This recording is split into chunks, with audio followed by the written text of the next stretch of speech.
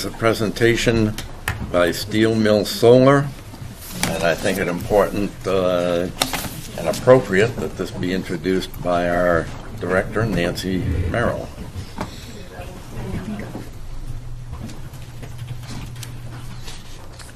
So Aaron Svedlow came to see us actually a while back, maybe a year ago, to express some interest in some city-owned and CDA-owned land for solar project. I actually brought a map because some people are trying to figure out the location that we're talking about. So it is the southernmost parcel of city land is actually between Can-Am and the Wheelabrator site.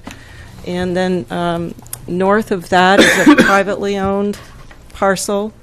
North of that is a Caremont Development Authority parcel, and then the city parcel is on the uppermost part of that.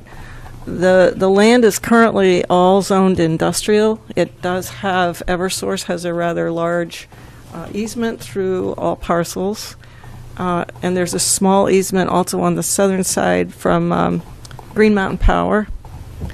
The Caremont Development Authority did meet with Mr. Svedlow a couple weeks ago at their meeting, and they did move to authorize access to their parcel for him to do wetland studies. And while we don't have a motion in front of you tonight, I think that that's probably what they're going to be asking for. So I will introduce Aaron, and then I'm here if you have any questions for me about the land. Mm-hmm. Thank you. Welcome. Thank you, Nancy. And probably I'm going to have to move. I was told if I hit standby, it comes up. Come closer, there's a little red button, and if you hit the standby up, Like this? yeah, you see there, just There turn green. we go.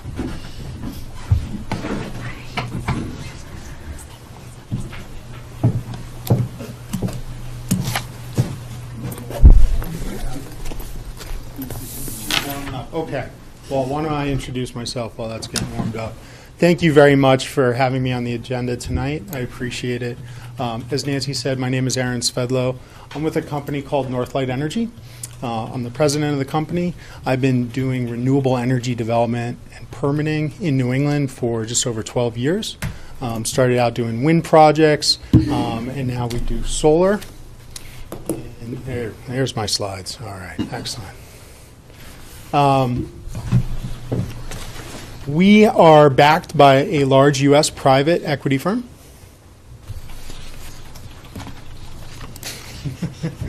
And our parent company owns and operates about 2,100 megawatts worth of wind and solar nationally.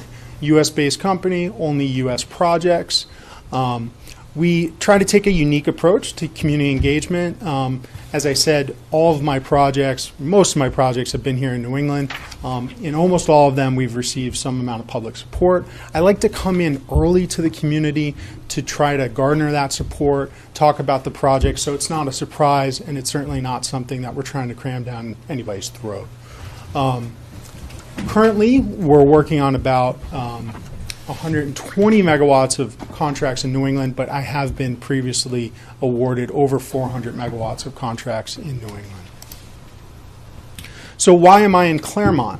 Well, I'm not a New Hampshire native, but I did go to college in New Hampshire, so I like to come back here. I live in Maine currently. But the real reason I'm here is because of the transmission system. This is a horrible map. I'll own that right now, but this is Maine. There's Cape Cod. There's a star somewhere in here where Caremont's supposed to be. All of those red lines, they're not highways. Those are transmission lines. So you have transmission lines coming through town. You have a substation near this project area, and that's the best place to site solar. Certainly we look at compatible land uses adjacent to those substations, but really in order to make solar economical, you need to have the backbone, the electrical infrastructure backbone. One of the other reasons why we're here is Nancy picked up the phone. And also going through your master plan, it seems like there's some good feelings about renewables in Caremont. So let me first state that this project has a power contract. A lot of times, solar energy companies will come in and talk about projects that are sort of conceptual. This project is still in the early stages, but it does have a contract. So our intention is to build it and to fulfill that contract for 10 megawatts of solar power to be sold to Eversource. The project will be between a $12 and $18 million investment. That results typically on average in about $10,000 per megawatt per year in tax revenue to the municipality. So I think on average you'd be looking at $100,000 per year for tax revenue, but that's certainly up to your assessor. These are not job creators in a meaningful way, I'll be honest. There's about 80 construction jobs, short construction period, 1 year, and then there's usually about 2 full-time permanent jobs associated with operating and maintaining the facility. But over the grand scheme of things, this is not a factory.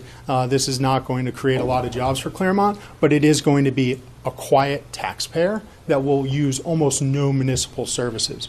We don't need water, we don't need sewer, there's no little solar panels going to school, and there's limited public safety issues here.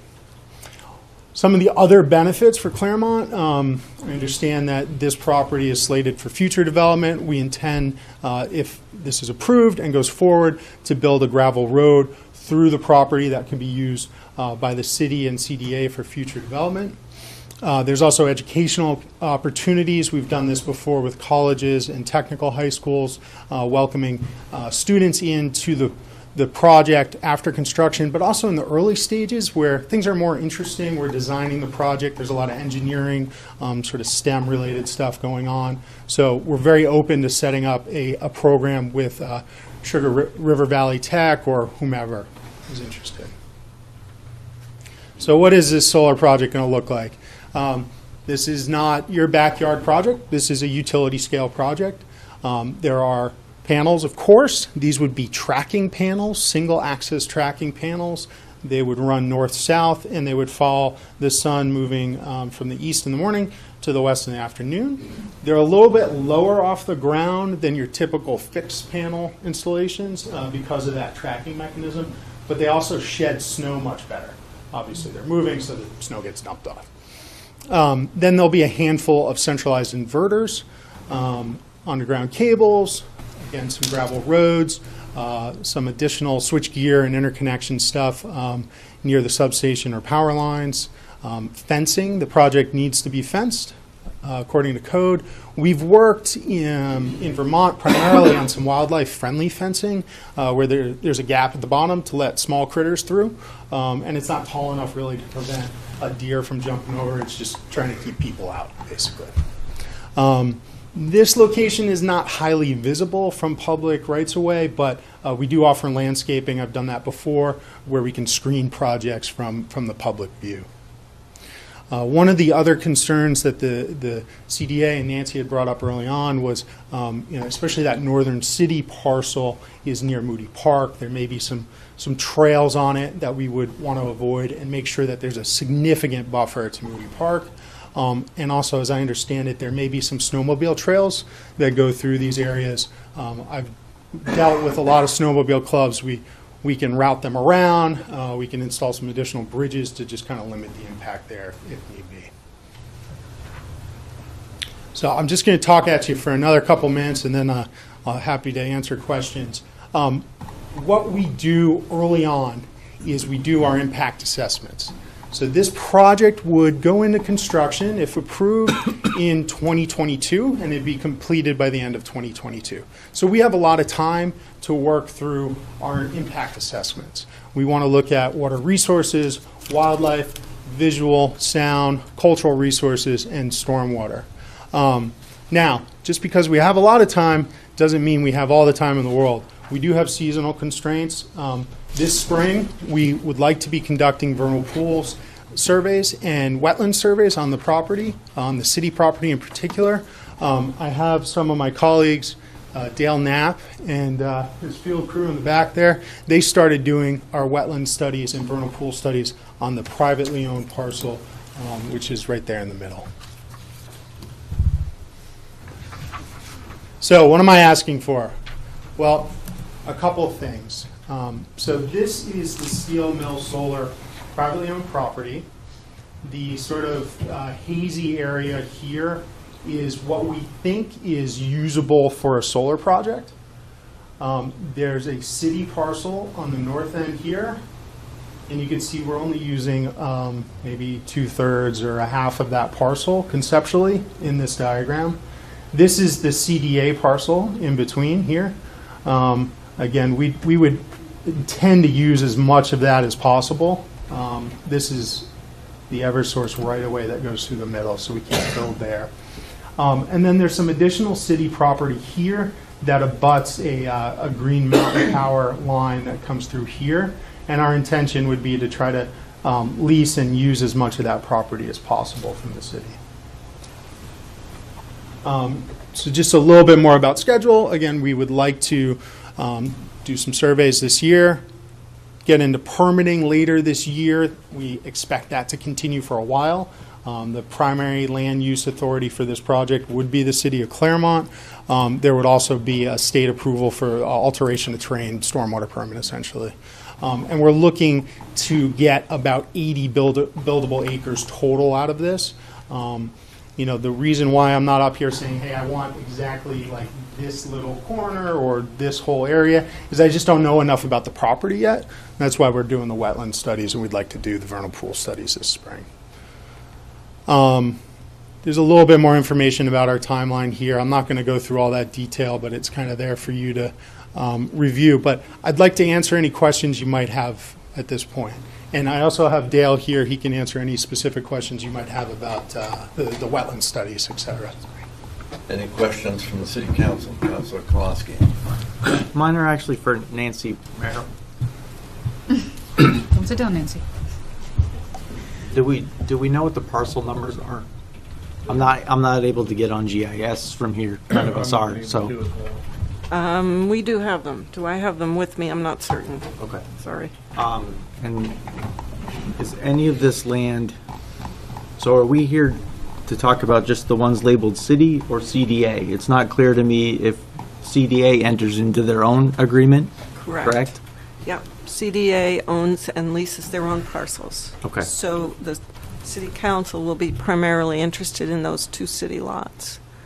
And that northern lot in particular, as Aaron said, we were all a little concerned about not encroaching on Moody Park and how that looks and feels to people. So it doesn't go all the way to the boundary on that lot. Yes, Councilor Pope. Does the purchase here include the old Wheelabrator site as well? No, that's another owner. Okay, Councilor Kowalski. When we look at parcels of land and their, I don't want to say current use because it is current use, but not in current use. So when the City Council and the Conservation Commission looked at wetlands and offset of wetlands, are these parcels in that equation at all? Is something that we've already reserved for something else? And are they currently, is any of this currently under any other lease agreement for farming? So the lot on the very north end, Gary Leclerc does farm that for corn, and he may still be able to use that for growing corn, depending on sort of where that boundary is. So that's a possibility. You could have two uses on that. In terms of the southernmost lot here next to Wheelabrator, I believe that is part of a wetlands complex down there that goes across the road, and that is identified by the Conservation Commission as an important natural resource area. Mm-hmm. So again, that's why the studies there are so important, especially on that lot. And there is you can't see it, but the transmission line cuts across here, and our intent is to just kind of be north of that. I don't want to build in wetlands. I don't like visiting the Army Corps of Engineers, so we like to avoid those. And sorry, I didn't want to just jump immediately into questions. I appreciate your project and thank you for your interest in the city. Yeah, no, absolutely. Thank you for the questions. Councilor Pope? Director Merrill, I was unable to be at the Energy Commission or committee meeting last time. Has this been brought to the Energy Committee? Not yet, no. No. I think it would be real good to Absolutely. proper to bring this Absolutely. forward. We wanted it to come to the two property owners first, and then, we can, So I don't have a good view of that map over there in this one, and I can't get on GIS stream. Yeah, if I could, please. I may have another couple questions, but Those might be the lot numbers. yes, they are. There you go. so part of this is the most of this is normally landlocked city land. It is. There's a right-of-way for a road in the deeds that comes up next to the power line, and that was the area that we requested that if the city were to authorize this going forward, that they build in a gravel road for the future. Come up this and parallel that transmission line. Thank you. And that's some of that land we received in a wheelabrator more or less deal a few years ago as well. It is. It's difficult land. I mean, if supply and demand is great, anybody can build anywhere. We know that. At this point in time, it's not an area where we've had a lot of interest expressed. On the eastern side of that lot, it's some pretty steep topography. It's pretty hilly. So it just kind of slopes. The crown of the Yeah. hill is kind of like here, and it just sort of slopes down this way. Yeah, and along the railroad has actually acted as as almost a man-made wetland along the rail. So it doesn't mean this land doesn't have value. And the truth is, I wouldn't ordinarily recommend industrial land for solar development because it's your highest and best use for job creation as well as tax dollars. At this point in time, it's just not your highest value industrial land in the city. It might be 20 or 30 years from now. It's not right now. Hey, Councilor Zulu, you had your hand up. How long of a lease are we talking, and what are we talking as far as a dollar amount for the lease? Yeah. So we look for in a lease a minimum of 20 to 25 years. It could be much longer than that. We'd like to leave it somewhat open-ended, but I think 20 to 40 is kind of where these projects would end up. But there's some flexibility there. My contract, my power purchase agreement, is for 20 years, and then almost always there's another 5 years of what we call merchant after that, where we just sell on the spot market the power, and then after that, hopefully we're all retired. So, Councilor Kier? So, Nancy, what are you looking for this evening? Are you hoping that we'll authorize wetland studies on this land? I think the immediate need is a motion that would authorize them to access the land for up to 6 months to do the wetland studies that they want to do. and if I could just add a little bit to that, we understand that this will probably be a long process to get a lease here. We understand that there's probably a lot of questions and probably a fair bit of uncertainty whether or not you'd want to go through with this. We're willing to take that risk and spend the money to do the wetland studies and the vernal pool studies, with the understanding that you could say in a week or a month from now, hey, we're not really interested. If that's the case, we would still offer you the results of the wetland study, so you'd have that data for future development. But we do hope, obviously, that you're interested in doing this with us. And as Nancy said, there is kind of a time of year issue here, primarily with the vernal pools. That's the amphibian breeding habitat. They're out there laying eggs now. So we would want to go, ideally, get those surveys done, possibly even later this week. Okay, it would be important for any kind of motion to specify the lot lots. numbers, yeah. Yeah, I got them. Yeah, we got You them. got them? Yep. Okay, Councilor Stone.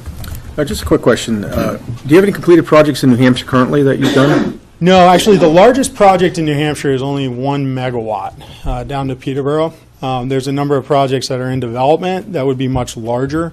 I have a project that I completed with another company that's right across the river in Ludlow that went into operation in December of last year. That's twice the size of this project. But you're welcome to go see it. It's also a different technology. It's not the trackers. We are starting construction on a project in Connecticut this spring. I offered this to the CDA. I would offer this to you as well. If you'd like to come down to Connecticut, just south of Springfield, you're welcome to see that project being built as well. Your Honor. Yes, City Manager. So if tonight the council gives you permission to go on the property and do the vernal pool analysis, at what point will you come back to the council and seek authority for the city manager to begin negotiating with you relative to a lease arrangement, et cetera? Yeah, I think we'd like to do that in a timely manner. Honestly, I would love to be doing that now. This was kind of the more urgent thing. That is certainly the more important thing. So ideally in May or June. Okay. So if the motion could include authorization for the manager to begin those discussions, of course, recognizing that all those discussions must come back to the city council. Sure. Okay. Anyone else for any questions from the council? Councilor Pope. Will the studies be available to the council? Yes, they will be. Yes, yeah. Regardless of which direction we go, or which direction you go, I should say, they'll be available to the council. I can't really say when. Probably later this summer. And Councilor Kier. Was there any other questions? No, Yeah. I was just going to say if there are any other questions, make a motion, but if you're got there. Yeah. So I would make a motion that we give access to city lands, lot 152-7 and 181-5, for up to 6 months to do studies needed, and also authorize the city manager or his designees to begin discussions with, what's the name of the company again? Northlight Energy. Northlight Energy. Is there a second to that motion? I'll second that. Seconded by Councilor Pope. I just had one other question. Yes. So all this energy is being sold directly to Eversource and not to any other company, right? That's correct. Well, the majority of it will be sold to Eversource. A small portion of it will be sold to a company called United Illuminating. I don't know the exact percentage, but it's a very small percentage. Where is United Illuminating? They are part of Avangrid, so they're primarily down in Connecticut. That's what I thought. Yeah. Okay. There has been some discussions of whether or not we could also maybe sell power to either industrial users, commercial users in Caremont, or potentially the municipality. Certainly something I'm willing to entertain. We would possibly have to expand the project a little bit. All right. Other questions from anyone on the council? Yes, I'll recognize you. You'll have to step to the microphone, please. Dennis Hart, Eagle Times. Just a quick question. If this is being sold to Eversource, are there renewable energy credits that come with it, or would the city have access to those? So our power contract is a bundled contract for renewable energy credits and the energy. So those two attributes, yeah. Those go to Eversource. If we were to expand the project incrementally and potentially sell power to the city, those renewable energy credits from that portion would be available to the city. Okay. Further questions from the council on the motion that's on the floor? City manager, anything? That motion suits Councilor Kowalski. I just did that, but would that conversation be taking place? Expanding the project, or what that might look like to be able to have the city of Caremont be able to purchase? Yes. What we'll do is we will examine all of the prototypes for this type of discussion, negotiation, review that. We may come back to the council and discuss that with you further and develop our negotiating strategy, if I can call it that, with the input of the council and any other boards that might be influential in this regard. and then we would begin our conversation. And I think that this company would expect us to do that, to do our homework. And in the limited conversation I had with them a few weeks ago, I believe that they're open to that kind of conversation and they understand it. Go ahead, Councilor Kier. I was just going to say, I think this is a great idea, and I think that I'm excited to hear more information once we have it, but I think there's no harm in giving them access to do the studies and see where it goes. We can always change our decisions later Sure. if need be. And I think this is a great idea as well, and wish you luck, and hope it comes to fruition. Councilor Pope. Once again, I'll just mention to Director Merrill, could we please bring this to the Energy Committee, and it would be appropriate to have the, I'm sorry, I forgot. Oh, Aaron. Yeah, I'd be happy to come if they'd like me, or, whenever. Happy to talk to anybody. Contact the chair of that committee and ask him if that would be appropriate. Okay, if there's nothing further, I'd like to bring the motion to a vote. Could you repeat the motion for us, Mrs. Melcher? It's been a little while. I didn't get it all. because Okay. you went- Would you like me to reread it? Yes, please. So we're granting access to city lands, lot 152-7 and 181-5, for up to 6 months to do studies needed, as well as authorize the city manager or his designees to have at least discussions with North Light Energy and to bring it to the council once they've completed their discussions. Could I just make one clarification? Yes. Is it 187.5. 187? I'm You very- guys need thank to you. see the map over there by chance? Sorry about that. Please Councilor correct my 187.5. And what was the other lot number? 152.7. 152.7? Councilor Zullo? I think it should also be in the motion that whether we move forward with the project or not, that we do get the test results, just so that it's... The study results? The study results. Okay. Is that a friendly amendment to the... His amendment. I will second his amendment. All right, we're going to vote on the motion itself. All in favor, please signify by saying aye. Aye. Any opposed? Thank you, you've got it. Thank you all for your time. I appreciate it. Thank you. We are quite ahead of schedule.